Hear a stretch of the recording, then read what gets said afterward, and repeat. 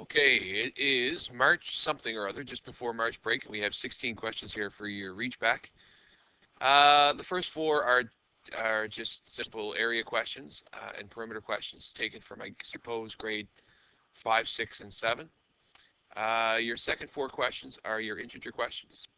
Your next four questions are your fraction questions, and your last four questions are your algebra questions. So we'll start with question 1, which gives you a triangle and asks you for the area and the perimeter. So the area, in grade 7, you might have used this formula, base times height in brackets with a divided by 2. And that would have been the formula used to calculate area. In grade 8, we eliminate the need for the multiplication sign because we understand that a variable next to a variable or a number next to a variable represents multiplication. So we know that says base times height.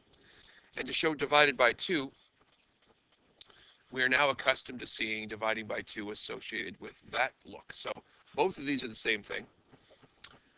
The base, of course, is not 5, it's 4. The base is 4. And the height of a triangle is the perpendicular distance to the apex of the triangle. So the right angle to the top, which is 3. So it's 4 times 3 divided by 2, which will simplify to 12 divided by 2, which means we will have 6. And since we don't know if they're meters or centimeters, we would say the area of this particular triangle is 6 square units. That's how we would define it because we don't know what units they actually are. Now, perimeter is much easier for a triangle. It's all three sides added together, or side plus side plus side, or 4 plus 3 plus 5, or 12 units. Right, so the area, or the perimeter, would be a distance of 12 units. Question number 2 is a question that's kind of weird in that it gives you the area of 24 square units and it gives you a side length of 4. And if we think about it, there's two ways we could solve it. If I said the area is 10 and this is 5, we know that 5 times 2 is a way that you just know that 5 times 2 is 10.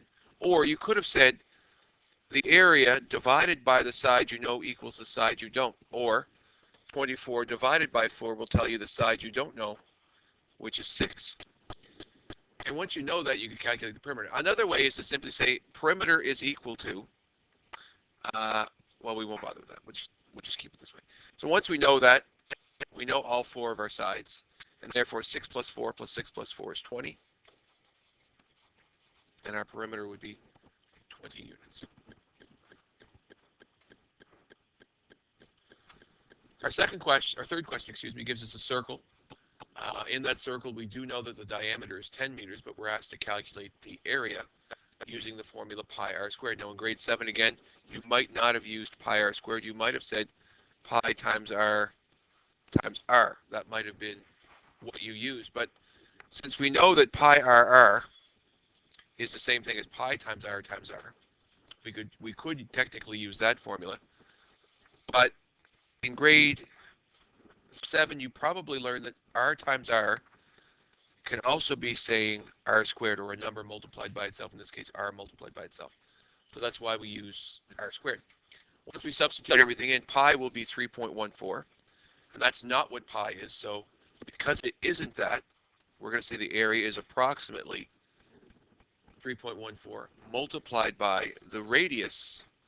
Since the diameter is 10, or the distance across the middle is 10, the distance from the middle of the side is called its radius, which would be half of that, which would be 5 squared. Now in BEDMAS, I don't think you've ever used the E. You've always used BODMAS. But brackets would be first. There are no brackets because inside this bracket, it's number 5, there's no operation. So there is no bracket to simplify. But there is this E for exponent. And that exponent of 2 is the first thing we need to simplify. So 3.14 multiplied by whatever 5 squared is. It says 5 squared means 5 times 5. 5 squared is 25. And 3.14 times 25 is 78.5. So therefore, the area, in this case, we now know the units, is 78.5 meters squared. And I think that is actually a better double check. 3.14 multiplied by 25. Yeah, 70.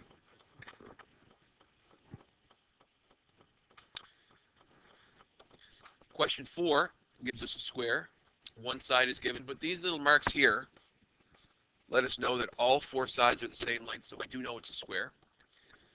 The perimeter of a square, the area of a square.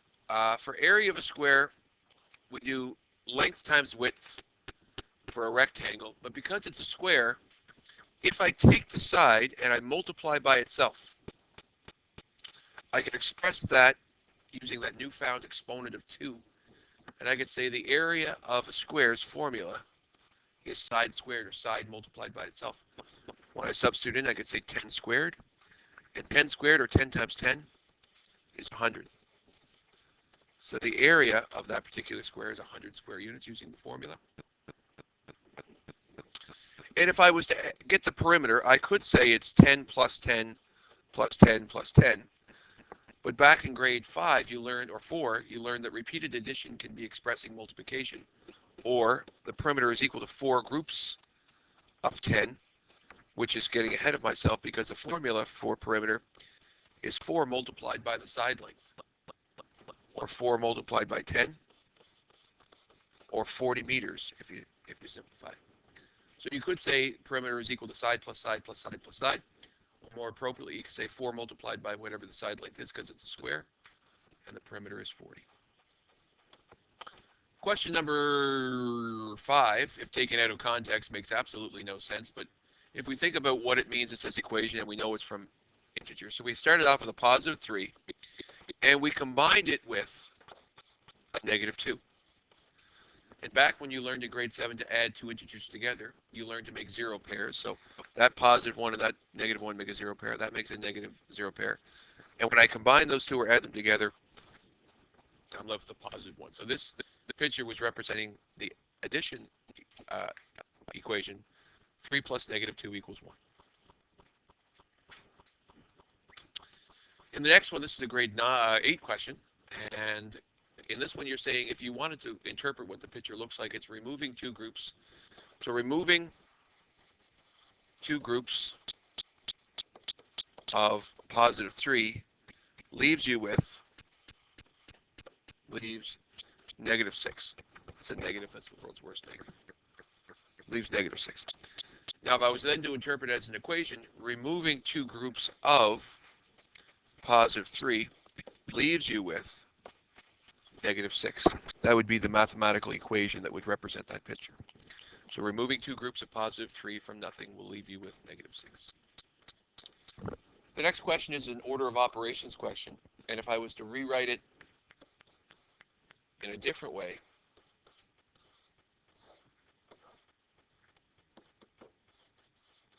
this would be the exact same equation. So we would simplify this numerator first. I'll highlight it for you. Simplify this using order of operations. We have negative 10 plus the product of 3 and 6, which is 3 times 6, or negative 10 plus 18. Negative 10 plus 18, if I simplify that, I get 8. So once we simplify this whole bracket, we really get the number 8. And 8 divided by negative 2 is your answer of negative 4.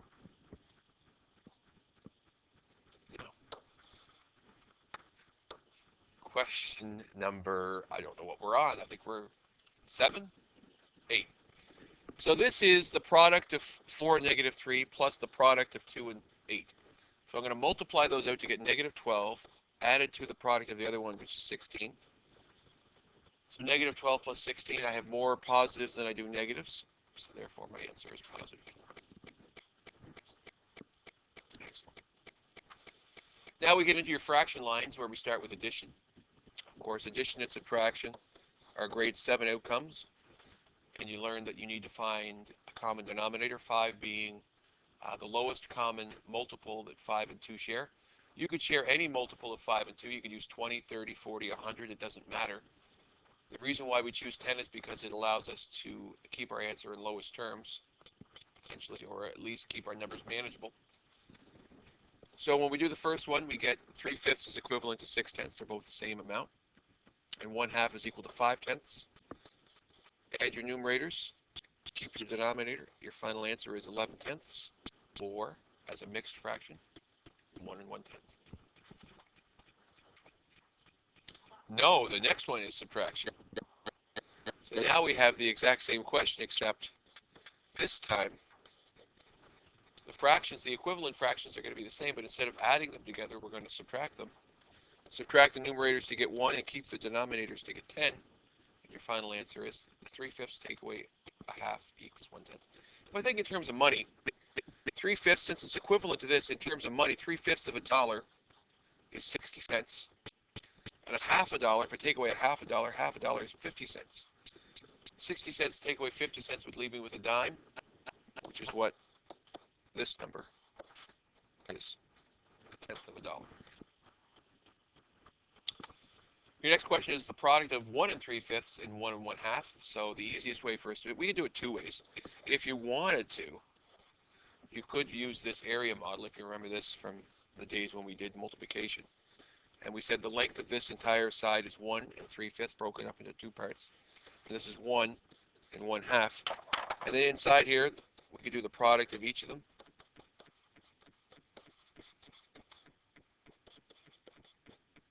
Oh, there's a half.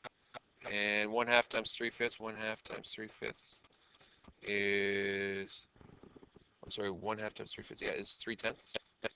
And then we could take all these and add them together. But of course, we realized that that was incredibly tedious, time-consuming, and laboriously unnecessary. So we realized that the easiest way for us to do it was to change them into improper fractions and to multiply them out. And of course, I would always tell you that intelligent people, once they're multiplying two proper or improper fractions, will check for cross-reduction because it makes their lives so much simpler. And 8/2, if that was a fraction, would reduce down to 4/1. In which case, I'd be left with 12/5 once I multiply my numerators and denominators, which would be, sorry, not 1, it'd be 2 2/5. Now, if you did not cross-reduce, it does not mean you are unintelligent. It just means you didn't consider the option. And you would have ended up with 24/10. But eventually, you would have reduced that down to 12/5, and then you would have gotten the same answer. It just would have been a little bit more of a step. And your last question is the division of those same two fractions. So 8/5 divided by 3/2. Keep your first fraction and multiply by your reciprocal is the easiest way to do any division of fractions. Here we can't cross-reduce. So when I multiply my numerators, I get 16/15, which is 1 1/15. There's your final answer.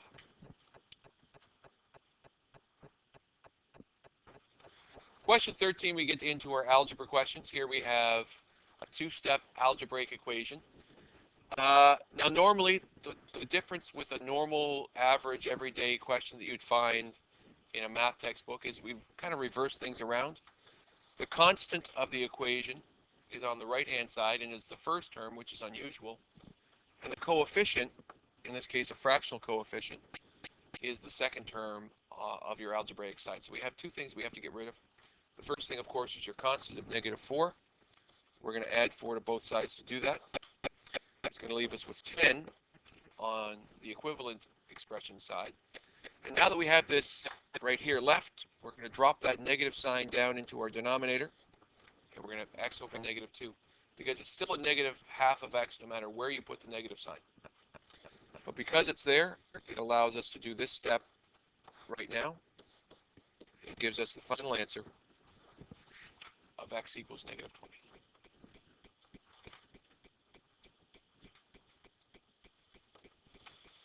Now, this looks complicated because it doesn't have much information, but of course, the reason why we did it this way is because I didn't have much room to write. But we know that it's a variation of a story problem that you're going to have on your retest on Friday. This is my old fence, and this is my new fence. And my new fence was extended by 2 meters per side. So I actually put the explanation of x being the old length of your fence and x plus 2 being the new length of your fence. And the perimeter of the new fence is 88. So what is the perimeter of the old fence is your question. So if I say x plus 2 plus x plus 2 plus x plus 2 plus x plus 2, that is one way to calculate the perimeter of the new fence. Or, just like we said in the last question, 4 multiplied by the side length is the perimeter of that. So 4 groups of x plus 2 will make up the perimeter. So the perimeter will be equal to 4 multiplied by the side length, or the perimeter will be equal to 4 times the side length. So I started with the basic formula for perimeter, 4 multiplied by the side length.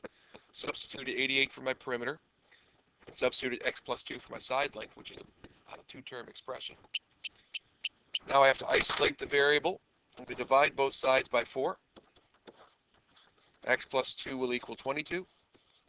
And then I'm going to remove 2 from both sides to get x equals 20.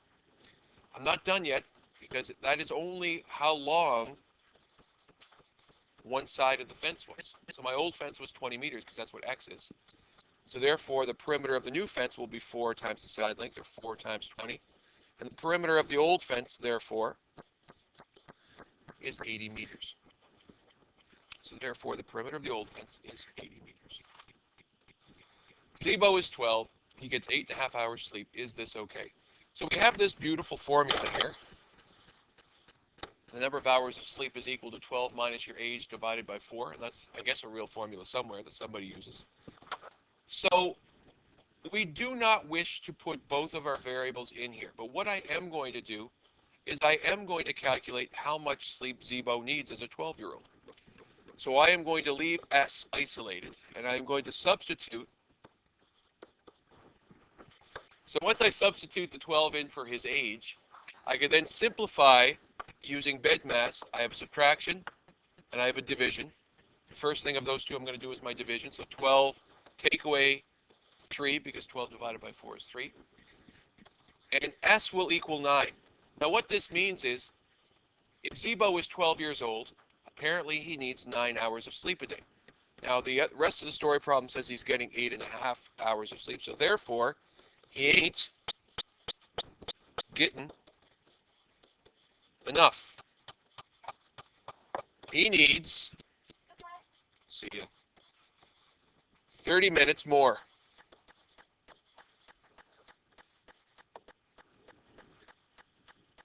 Right? Zebo is 12, so he needs 9 hours sleep, but if he's only getting 8.5 hours sleep a night, he's not getting enough. And your last question, which of course looks absurd because it makes no sense out of context, but if I was to group this together, can I group this? And maybe extend it just a little bit here. Though that is our question. What this tells us is the temperature on the ground is 12 degrees Celsius. The distance of the airplane that is not drawn, but we know exists because we've done this question quite a few times, is 8 kilometers in the sky. What is the temperature outside the aircraft? So using this formula, we do not know our T. And the good news is, what is the good news right away? I don't have to use what?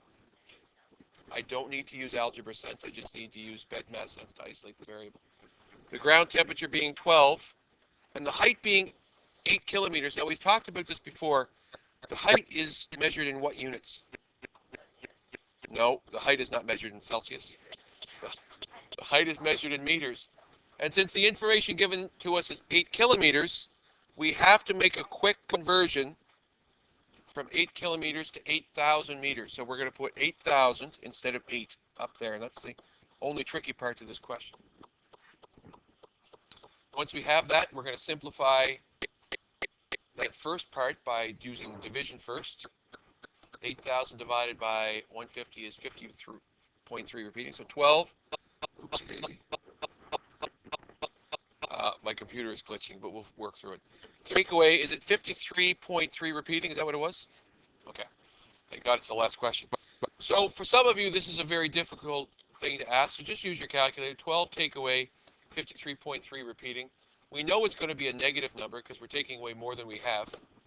And our answer is going to be negative 41.3 repeating.